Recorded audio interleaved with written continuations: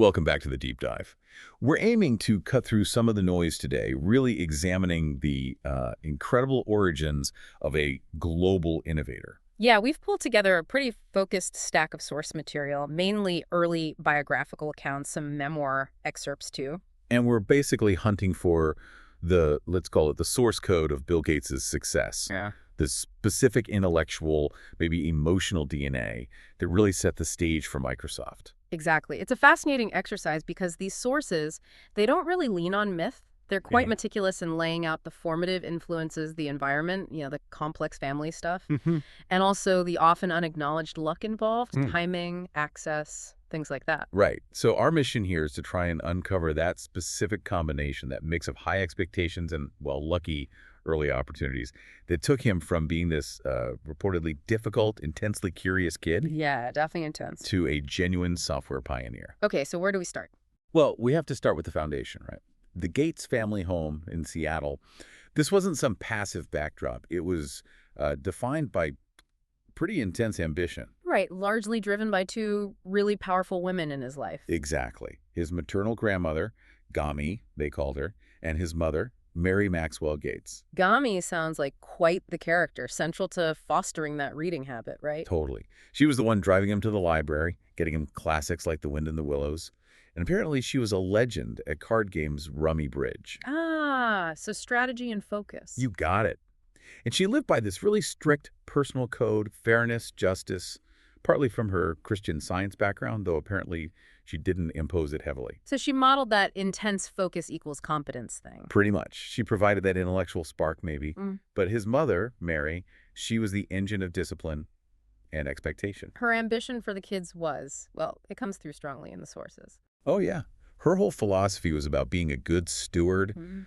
careful, responsible management of, well, everything. Resources, time, potential. And that translated into a household that sounds almost like a system. Less cozy home, more high-functioning organization. Definitely. The sources call it a well-organized household. Super strict rules. Like what? Okay, get this. No eating in front of the TV, ever. And if you were serving ketchup, you couldn't just put the bottle on the table. No. It had to be poured into like little serving dishes. Proper. Wow. But my favorite detail, the one that just screams control, is she set the family clocks ahead by 8 minutes. 8 minutes. Seriously. Yep. Call it mom time. Okay, mom time. Yes. That's an incredible detail, that level of management. Right. But think about it. That need for precision, for control, learned in that well-organized household, that feels like a direct template for his later coding standards, doesn't it? Oh, absolutely. That demand for system perfection, where even a ketchup bottle out of place is like a bug in the system. That's got to be the root of needing, 99.999% uptime later on. That makes total sense. It was a demanding place. And the parents together reinforced it. His father, William Henry Gates Sr., describes this gentle giant, quite deliberate, pragmatic. Well, the mother was more gregarious, maybe more driven in an outward way, not afraid to push for things. Exactly. But they shared this core belief, right? There's that letter Mary wrote before their wedding. Yes, where she says they both prized success highly, but crucially achieving it honestly and fairly. Yeah. And the father, he was this high-powered lawyer, complex clients like that defibrillator company, Physio Control. He set the bar for what important work looked like. Hard work, complex matters, and he had that saying from his own mother. Right. The more you know, the more you don't know. Yeah. A constant reminder of humility, maybe, or just the scale of knowledge. Yeah, intellectual humility. So, okay, we have this intense environment, high expectations, deep reading, this real focus on precision. Which perfectly sets the stage for the next phase, this intellectual explosion and the friction that came with it. And Seattle itself played a role, didn't it? The 1962 World's Fair. Yeah. Century 21. It fostered this whole techno-optimistic vision, as the sources put it. Technology equals progress. That was the air they were breathing. Although, apparently, he wasn't initially wowed by the computers there. He was 9, after all. He liked the wild mouse ride better. Makes sense. Exactly. But the message that the future was tech, innovation that landed. His main way of engaging with that potential was just reading everything. Everything. He developed this almost scary ability to focus, just block out the world, sometimes rocking back and forth like a Metronome for my brain, I think he called it. That's the one. By age 9, she'd supposedly read almost the entire World Book Encyclopedia, A to Z. Wow. That's intense. Yeah, and that intensity, while amazing intellectually, apparently made him seem kind of small, shy around other kids, spoke with a squeaky voice. Okay, and this is where that focus starts to curdle into conflict, right? Around 9. Exactly. He figures out his brain is a weapon, basically. Mm-hmm. Becomes argumentative, intellectually forceful, and sometimes not very nice. Really pushing back against his mother's control. Which leads to that infamous quote. Oh yeah, I'm thinking, don't you ever think, you should try it sometime. Snapping at his own mother like that. Oof. Yeah, that's precocious is one word for it. Shocking is another. Understandably, the parents were like, okay, we need help. Right. They did parent effectiveness training, PET, and saw a social worker, Dr. Charles Cressy. And Cressy's advice to the parents was just blunt. Famously so, basically. Give it up. He's going to win. Wait, hang on, give it up. Yeah. Isn't that like the opposite of what most parenting advice would say? Hold the line, set It boundaries. seems counterintuitive, yeah. But maybe it wasn't resignation. Maybe Cressy saw this was like an unstoppable force. So trying to force conformity would just backfire spectacularly. That seems to be the insight. But what he told the son might have been even more powerful. What was that? He told young Gates, basically, you're a lucky kid, helping him see his independence was coming anyway, and importantly, his parents' love wasn't conditional on him just obeying. Okay, so that validation maybe shifted the dynamic. Less outright war, more letting him pursue his own thing. Seems like it helped diffuse things. But it's funny, even later at Harvard, his advisor calls him precocious, mature for his age. And he took it as an insult. Yeah. Shows he still didn't quite grasp how his own intensity came across, right? Even though those early battles sharpened it. Didn't necessarily make him easy company, though. Clearly not. Okay, so we have this intense kid, this intellectual friction at home. Where does he finally find the real outlet? Lakeside School, that's the next piece. Right. The parents make this somewhat controversial decision, sending him to this exclusive private school. Yeah. And the timing, Yeah. just incredible. 8th grade, right. Lakeside gets a teletype machine, time-sharing access to a remote computer. And Lakeside was known for having very few rules. Perfect for him. And that leads directly to the really lucky break, the first 500 hours. C-Cubed. Computer Center Corporation. Exactly. One of the co-founders offers these Lakeside kids free access to their big mainframe, a DEC PDP-10. Which was like gold dust back then. Access like that was unheard of for kids. Totally unheard of. The deal was the kids help find bugs, test the system, and they get free computer time. And that free, unlimited access, that was the moment, wasn't it? He said later, without that lucky break, those first 500 hours, the whole 10,000 hours thing might never have happened. It became an obsession. This wasn't just fooling around after school. No, this was serious hustle.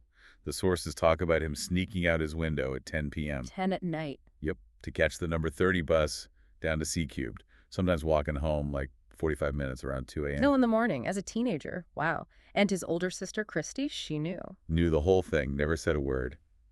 Pretty amazing. That is amazing loyalty. And he wasn't alone in this, right? Paul Allen comes into the picture here. Right, his lifelong friend, collaborator, and goad, as the sources say. Allen was 2 years older, always pushing him. I bet you can't do this math problem, that kind of thing. Exactly. Pushing the boundaries. They worked on some pretty complex stuff early on, war simulation models.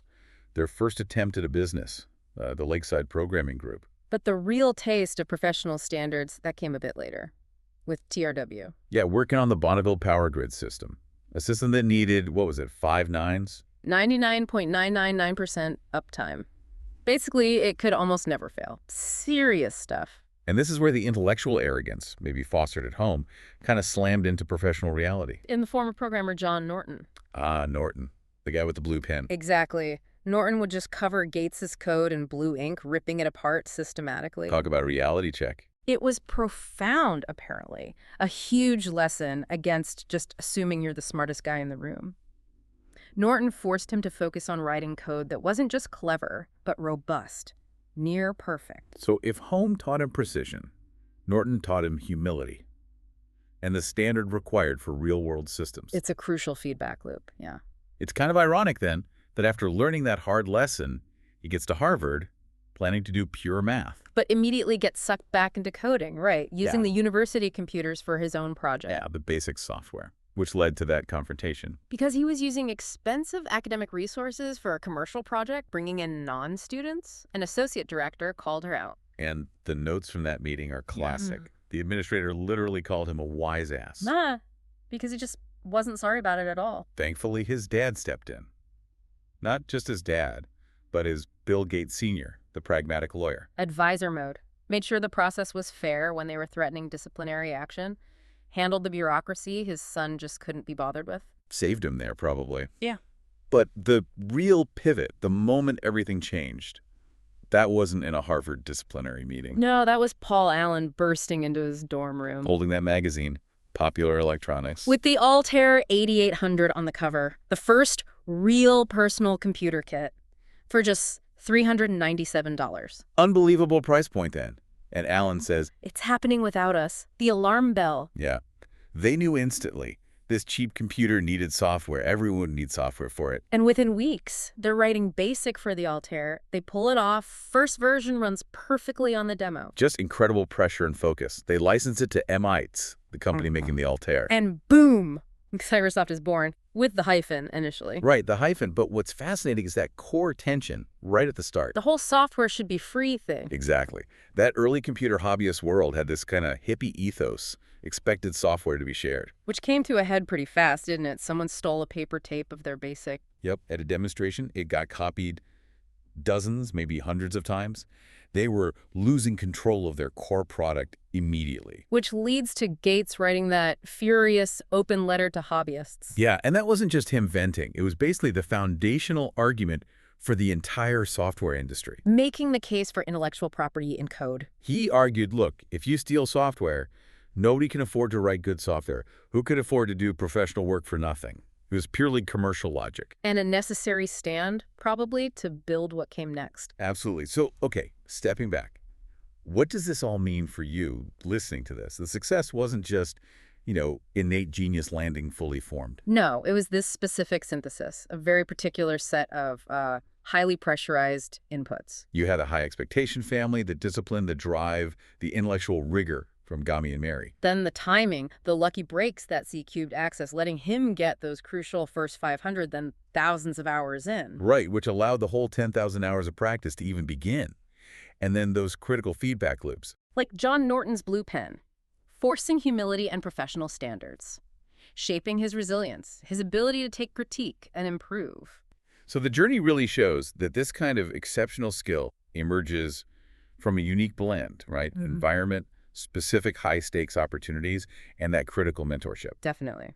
But maybe let's leave you with one final thought to chew on, pulled straight from the sources. Okay. Despite all the pressure, the high standards, the parents' original vision for him, they ultimately did give him the space to follow what was really unconventional path. They let him go down to C-cube. They eventually accepted the Harvard dropout. Exactly. So consider this. What if they hadn't? What if they'd insisted he stick to their plan, become that respectable lawyer, denied him all that free time tinkering in computer labs? Wow. Would the personal computing revolution, which really depended on his specific unconventional skills developed during that early free time, would it have been significantly delayed? It's a really interesting question about the value of sometimes encouraging nonconformity. Something to think about as you navigate your own paths, maybe the unconventional ones. Thanks for joining us for this deep dive.